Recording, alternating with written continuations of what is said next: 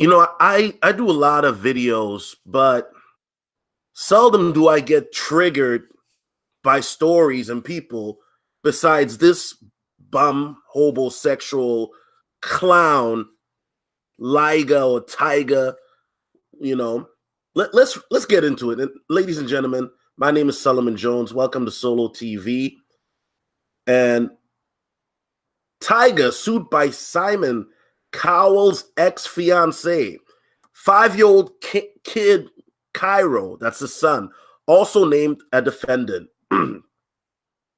Tyga's nothing if not predictable because he's being sued again where he lives, and he also got his poor little son sued in the process.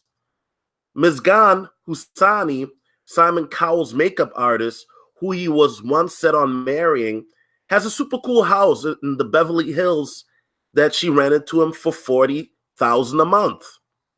Tyga moved in March 2017 and paid rent for a while until he didn't, because he can't afford it, living beyond his means. I mean, he hasn't had a hit since what, 2011? Husseini claims that the rent check stopped in January and he has made no effort to catch up. She's suing to evict Tyga and get all of the back rent. It's interesting. One of the defendants in Tyga's son's King Cairo, because Tyga put the kid's name on the lease. The child is listed as other defendants in the body of the lawsuit. And this is the part that triggers me. This is typical homosexual tactic, bum father tactic, hood mentality tactic. I got to keep a buck.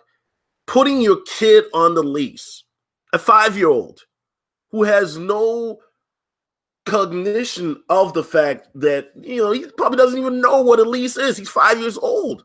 You put his name on the lease, and not only is it ruined this bum's credit, but your son, by the time he gets 18, his credit is going to be shot because of the fact that you put his name on there as well.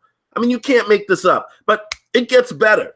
It gets better. This is how you know that these Hollywood people are such frauds and living a facade. Let's go to the next article here. Tyga can't pay my rent, but check out my brand new Bugatti. And it's probably rented. Let's keep it a buck. It's probably rented. Let's play the footage.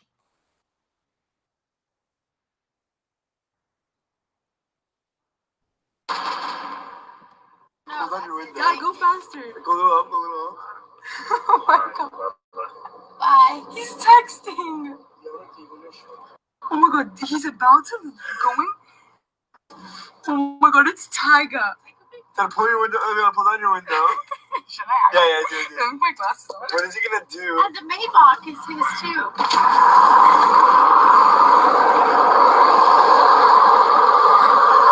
That's insane. You're welcome, you little idiot. I don't even know. Okay, so allegedly that's Tyga. I didn't see him. But let's read this. Tyga is living his truth, and the truth is, no matter how many lawsuits he faces or money he allegedly owes people, he's still going to find a way to cruise around in a luxury whip and let everybody know about it too. The rapper was spotted driving down the 101 freeway in LA Friday in a new orange Bugatti and appears to be making the poor and dangerous decision to text too. Speaking of poor choices, we broke the story. Tyga got himself and his 5-year-old son, King Cairo, sued by Simon Cowell's ex-fiancée Thursday for allegedly failing to pay rent for her $40,000 a month Bev Hills home since January. Tyga put King Cairo on the lease. Yes, he did.